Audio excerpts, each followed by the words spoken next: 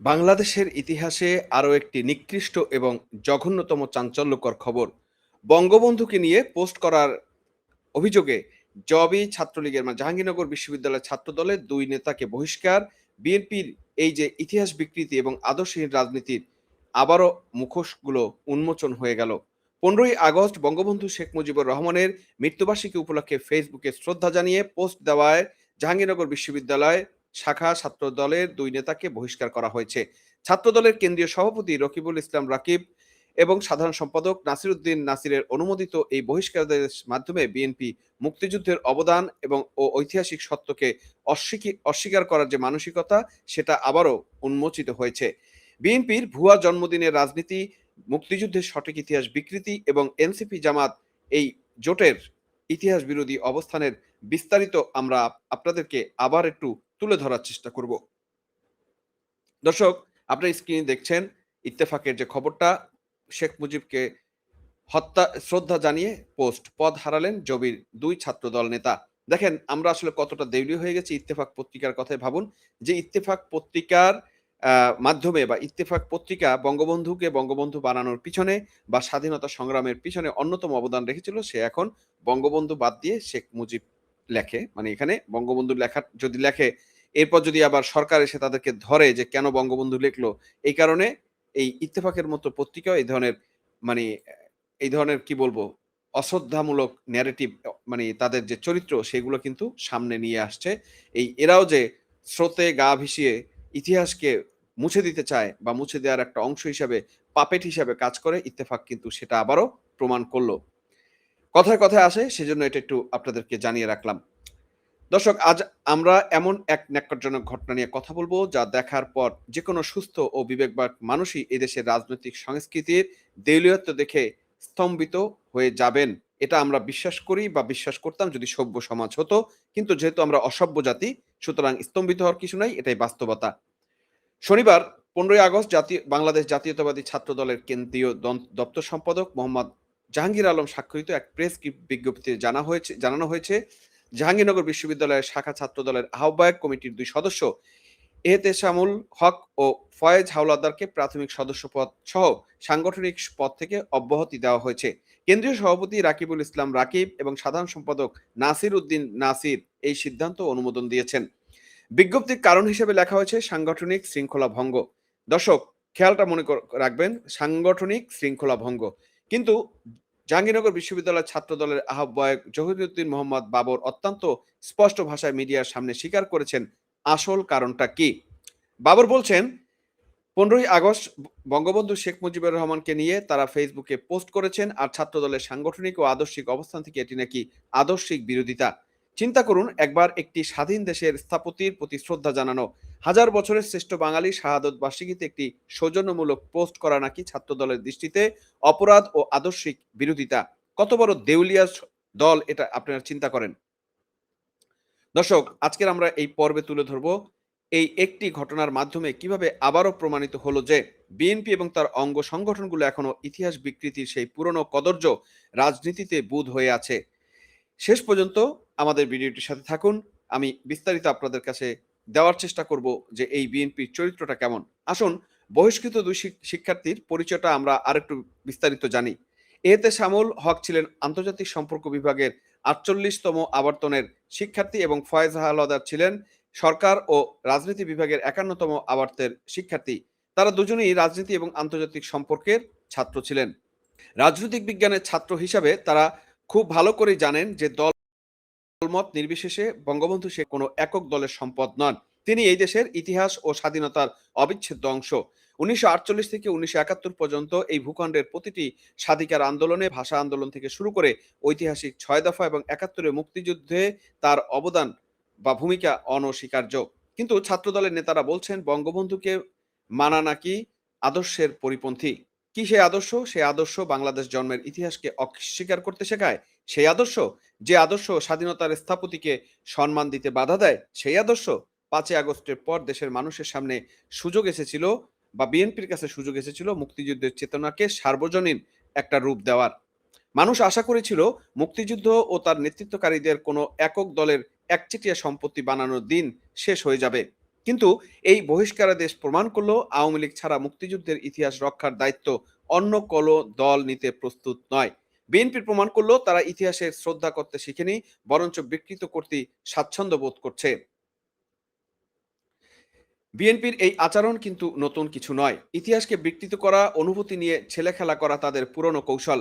মনে করে দেখুন ১৫ই আগস্টে যখন জাতীয় শোক দিবস, যখন এক নির্মম হত্যাকাণ্ডে একটা গোটা পরিবারকে ধ্বংস করা হয়েছিল, তখন বিএনপি কি করত? খালেদা জিয়া বিভিন্ন অফিসিয়াল ডকুমেন্ট যেমন মেট্রিক পরীক্ষার সার্টিফিকেট, পাসপোর্ট এবং বিয়ের রেজিস্ট্রিতে অন্য তারিখ থাকলেও হঠাৎ করে ১৯৯০ সালের দশকে এসে ১৫ই আগস্ট তার জন্মদিন হিসেবে ঘোষণা দেওয়া হলো। এবং প্রতি বছর ১৫ই আগস্ট প্রথম প্রহরে ঢাকঢোল পিটিয়ে কেক কেটে আনন্দ উল্লাস করা হতো। বিশ্বের কোনো সভ্য দেশের রাজনীতিতে কি এমন কদর্য ও নিষ্ঠুর নজির আছে দর্শক? সেটা আপনারা একটু খুঁজে দেখবেন। যেদিনে জাতির স্থপতিকে সপরিবারে হত্যা করা হলো, সেই দিনটিকে ব্যঙ্গ করতে এবং শোককে অপমান করতে ভুয়া জন্মদিন পালন করা হয়েছিল। আজকে জাহাঙ্গীরনগর বিশ্ববিদ্যালয়ের ছাত্রদলের ২ নেতা যখন এই নোংরা রাজনৈতিক ধারার বাইরে গিয়ে সত্য ও ইতিহাসকে মেনে নিয়ে ফেসবুকে পোস্ট দিলেন, অমনি বিএনপির উপর থেকে সভ্যতার মুখোশ খসে পড়ল। তারা বুঝিয়ে দিল সত্য ও ইতিহাসের প্রতি সম্মান দেখানো ছাত্রদলের সংবিধানে অপরাধ হিসাবে গণ্য হয়। দর্শক, এখানে যে তথ্যটি আবার দিয়েছি সেটা আবার আপনাদের বলি। ৯০ দশকের এসে মানে হচ্ছে ১৯৯১ সালে বিএনপি যখন ক্ষমতায় আসে, খালেদা জিয়া যখন কাকতালীয়ভাবে প্রধানমন্ত্রী নির্বাচিত হয় বা বিএনপি সরকার আসে, তখন হঠাৎ করেই এই খালেদা জিয়ার জন্ম তারিখ ১৫ই আগস্ট কোনো এক সময় ঘোষণা করা হয় বা তখন তারা সামনে নিয়ে এসে এটা বলা শুরু করে। কিন্তু আমরা জানি খালেদা জিয়ার বিভিন্ন সময় বিভিন্ন জন্ম তারিখ রয়েছে। যেমন ৫ই আগস্টও তার জন্মদিন রয়েছে। মে মাসেও তার একটা জন্ম তারিখ রয়েছে যেগুলো সার্টিফিকেটে রয়েছে। সুতরাং একটা পরিবারকে নৃশংসভাবে হত্যা করা হয়েছে। বাদ দিলাম আমি বঙ্গবন্ধুর কথা বাদ দিলাম, ইতিহাসের কথা বাদ দিলাম, আওয়ামী লীগের কথা বাদ দিলাম। একজন সাধারণ মানুষের কথা চিন্তা করেন। একজন সাধারণ মানুষ বা সাধারণ ব্যক্তিত্বের কথা বলেন, যারা সমাজে, রাষ্ট্রে যার অবদান রয়েছে। সেরকম একটা মানুষের পরিবারের পুরো ফ্যামিলিকে যেভাবে নৃশংসভাবে হত্যা করা হয়েছে, সেই দিনে কিভাবে একটা মানুষ পারে তার জন্মদিন পাল্টিয়ে ওই দিন তারা জন্মদিনের উৎসব করতে? মানে কতটা নোংরা এবং নিকৃষ্ট মানসিকতার হইলে একটা দল এবং দলের কর্মীরা এ ধরনের এই ব্যবস্থাকে বা এ ধরনের আচরণকে তারা টলারেট করতে পারে বা তারা মানতে পারে বা সেই ধরনের উদযাপন করতে পারে। এটা কতটা নিকৃষ্ট মানসিকতার হতে পারে সেটা আপনারা দর্শক ভাববেন। আপনাদের কাছে প্রশ্নটা আমি রেখে গেলাম। আজ কেন বিএনপি, জামাত কিংবা নতুন রূপ নিয়ে আসা জঙ্গি এনসিপি বঙ্গবন্ধুকে স্বীকার করতে এত ভয় পায়? কারণ বঙ্গবন্ধুর নাম স্বীকার করা মানেই হচ্ছে ১৯৭১ সালে মুক্তি সংগ্রামের মূল নেতৃত্বকে স্বীকার করে নেওয়া। আর তা স্বীকার করলে স্বাধীনতা বিরোধী জামাত ও তাদের সহযোগীদের আসল চেহারা উন্মোচিত হয়ে যায়।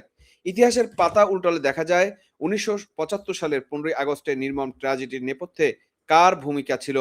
যে জিয়াউর রহমানের নীতি অনুসরণের দাবি করে, আজকে বিএনপি সেই জিয়াউর রহমানের নামও বহু গবেষক এবং প্রামাণিক নথিতে ১৫ই আগস্টের চক্রান্তকারীদের মদতদাতা হিসেবে উঠে এসেছে। খুনি ফারুক রশিদের ইন্টারভিউ থেকে শুরু করে দেশি বিদেশি ঐতিহাসিক নথিতে বারবার প্রমাণিত হয়েছে যে অভ্যুত্থানের পরিকল্পনার কথা জেনেও তৎকালীন উপসেনাপ্রধান জিয়াউর রহমান নীরব ছিলেন এবং পরবর্তীতে খুনিদের ইন্ডেমনিটি বা বিচারহীনতার অধ্যাদেশ দিয়ে পুরস্কৃত করেছেন। এর মাধ্যমে স্পষ্ট প্রমাণিত হয় যে বঙ্গবন্ধু শেখ মুজিবুর রহমানের হত্যাকাণ্ডের পিছনে স্পষ্টতই জিয়াউর রহমানের ইন্ধন ছিল এবং সংযুক্তি ছিল এবং এটা দিনের আলোর মতো স্পষ্ট। এটা কাউকে যুক্তি দিয়ে বোঝানোর কোনো দরকার নাই। এটা চরম বাস্তব একটা অবস্থায় দাঁড়িয়েছে যে যারা বঙ্গবন্ধুকে হত্যা করেছে তাদেরকে বিচার করা যাবে না, এরকম একটা ইনডেমনিটি দিয়েছে। এটা কে দিবে? যে এই হত্যাকাণ্ডের সাথে জড়িত, যার ভয় আছে যে এই হত্যাকাণ্ডে যদি বিচার হয় তাহলে তদন্ত করতে গেলে জিয়াউর রহমানের নাম চলে আসবে। স্পষ্টতই সেই কারণে এই ইনডেমনিটি দিয়ে সেই মামলাটাকে বা সেই বিচারকে রহিত করা হয়েছিল। কাজেই যে দলের ভিত্তি হয়ে দাঁড়িয়েছে ইতিহাস ঢাকা দেওয়ার উপর, সেই দলের ছাত্র সংগঠন তো বঙ্গবন্ধুর প্রতি শ্রদ্ধা জানানো সহ্য করতে পারবে না। এটাই তাদের রাজনৈতিক দেউলিয়াত্ব। এই বিএনপি ও তার মিত্ররা বছরের পর বছর ধরে দেশের তরুণ প্রজন্মকে বিভ্রান্ত করার চেষ্টা করে এসেছে। তারা মুক্তিযুদ্ধের বীরত্বকে অস্বীকার করতে চায়, জাতির পিতাকে ইতিহাস থেকে মুছে ফেলতে চায়, তারা ভুলে যায় যে ইতিহাস চাকা কখনো পিছু হটে না। আজ জাহাঙ্গীরনগর বিশ্ববিদ্যালয়ের ছাত্র দলের ২ জন নেতা সাহসিকতার পরিচয় দিয়ে সত্য তুলে ধরেছিলেন। তারা বোঝাতে চেয়েছিলেন যে রাজনৈতিক মতপার্থক্য থাকতে পারে, কিন্তু স্বাধীনতা ও জাতির স্থাপত্যের অবদান সব রাজনৈতিক ঊর্ধ্বে। অথচ এই কাজটা তারেক রহমানের করা দরকার ছিল। কিন্তু তারেক রহমানের দলের একটা ক্ষুদ্র ছাত্র দলের একটা ইউনিটের একটা কর্মী যখন এই সত্যতা, এই সৌন্দর্য রাজনীতির তুলে ধরার চেষ্টা করেছে, সেখানে তাদের শীর্ষ নেতৃত্ব মানে তারেক রহমান এবং তাদের মতো শীর্ষ নেতৃত্ব কতটা নোংরা মেন্টালিটি বিলংস করে মানে ধারণ করে সেটা চিন্তা করেন যে তাদেরকে সাথে মানে সময়টা পর্যন্ত দিল না। ১৫ই আগস্ট কিন্তু পার হতে পারে নাই। তার আগেই তাদেরকে বহিষ্কার করা হয়েছে। দর্শক, এই ২ জন ছাত্রর তাদের এই প্রজ্ঞাকে পুরস্কৃত না করে বহিষ্কারের লাঞ্ছনা দেওয়া হলো। এর মাধ্যমে ছাত্রদল বার্তা দিল আমাদের দলে সত্য ও ঐতিহাসিক সত্যের কোনো স্থান নেই। এখানে শুধু অন্ধ আনুগত্য আর ইতিহাস বিকৃতির চর্চা চলবে। জি হুজুর, জি হুজুর, জি হুজুর।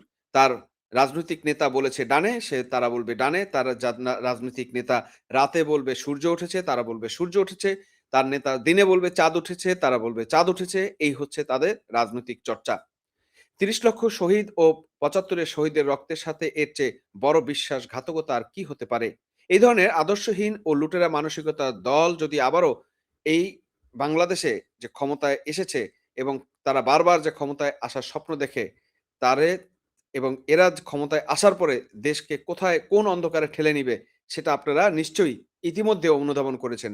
২০০১ থেকে ২০০৬ অনুধাবন করেছেন, ১৯৯১ থেকে ১৯৯৬ অনুধাবন করেছেন এবং এবারও অনুধাবন করছেন। খাম্বা পেয়েছেন, বিদ্যুৎ পাননি এবং এইভাবে কাঠ পেয়েছেন, গ্যাস পাচ্ছেন না। কাঠ পেয়েছেন, অন্য জ্বালানি পাচ্ছেন না। কাঠ পেয়েছেন, রান্না করে খেতে পারতেছেন না। এইটাই হচ্ছে এই তারেক রহমান, বিএনপি এবং তাদের অবদান। দর্শক, একটি কথা স্পষ্টভাবে মনে রাখা দরকার। ভুল করলে ক্ষমার সুযোগ থাকে। কিন্তু জাতির ইতিহাস বিকৃত করা এবং সত্য প্রকাশ করার নিজেদের নেতাকর্মীদের শাস্তি দেওয়ার মতো জঘন্য অপরাধের কোনো ক্ষমা নেই। ভবিষ্যতে সুযোগ আসলে অবশ্যই এদের কোনো ক্ষমা হবে না। আদর্শহীন রাজনীতির চর্চা করে সাময়িক লাভ পাওয়া যেতে পারে, উগ্রপন্থীদের হাততালি পাওয়া যেতে পারে, কিন্তু দীর্ঘমেয়াদে ইতিহাসের আস্তাকুঁড়ে নিক্ষিপ্ত হতেই হবে। এটা সময়ের ব্যাপার। আজ জাহাঙ্গীরনগর বিশ্ববিদ্যালয়ের ছাত্রদলের যে তরুণ নেতাকে বহিষ্কার করা হলো, সাধারণ মানুষ ও সচেতন সমাজ তাদের পাশে দাঁড়াবে এবং দাঁড়াচ্ছে। দেশের মানুষ বুঝতে পেরেছে কে সত্যের পথে আর কে মিথ্যা বা বিকৃতির পক্ষে। বিএনপির শীর্ষ নেতৃত্ব আজ তরুণদের মন থেকে ইতিহাস মুছে ফেলার যে চেষ্টা চালাচ্ছে, তা তাদের নিজেদের ধ্বংসই শুধু ডেকে আনবে না, খতম করে দিবে। দর্শক, পরিশেষে আমরা বলতে চাই, বঙ্গবন্ধু শেখ মুজিবুর রহমান বা বাংলাদেশের মুক্তি সংগ্রাম কোনো দলীয় স্লোগান নয়। এটি আমাদের জাতীয় অস্তিত্ব। একটি ফেসবুক পোস্টের কারণে ২ জাহাঙ্গীরনগর বিশ্ববিদ্যালয়ের ছাত্রদল নেতাকে বহিষ্কার করে বিএনপির প্রমাণ করেছে তারা এখনো সেই পুরনো ধারার ইতিহাস বিকৃতির চক্রে আটকে আছে। তারা প্রমাণ করেছে মুক্তিযুদ্ধের প্রকৃত চেতনা ও সত্যের চর্চা তাদের রাজনীতিতে অনুপস্থিত। শুধু অনুপস্থিত নয়, মানে মোটামুটি একদম ধ্বংস বা আ একদম মুছে ফেলা হয়েছে। ছাত্রদলের এই সিদ্ধান্ত এবং বিএনপির এই ইতিহাস বিরোধী অবস্থানকে দর্শক আপনারা কিভাবে দেখছেন? আপনার মূল্যবান মতামত অবশ্যই আমাদের কমেন্ট করে জানাবেন। ভিডিওটি লাইক দিন এবং সত্য ও মুক্তিযুদ্ধের সঠিক ইতিহাস সবার সামনে তুলে ধরতে বেশি শেয়ার করুন। এবং বিএনপির যে চরিত্র, ক্যারেক্টার, সেই বিএনপির যে জঘন্য এক ক্যারেক্টার সেটাকে বাংলাদেশের মানুষের কাছে, জাতির কাছে উন্মোচন করুন। ভিডিওটি ভালো লাগলে লাইক দিন এবং শেয়ার করুন। আর চ্যানেলটি সাবস্ক্রাইব করে অবশ্যই আমাদেরকে উৎসাহিত করবেন আরো বেশি করে ভিডিও বানাতে, আপনাদের পাশে থাকতে এবং বেশি খবর দিতে। ধন্যবাদ সবাইকে সাথে থাকার জন্য। দেখা হবে পরবর্তী ভিডিওতে অন্য কোনো বিষয় নিয়ে। ততক্ষণ ভালো থাকবেন, সুস্থ থাকবেন এবং নিরাপদ থাকবেন।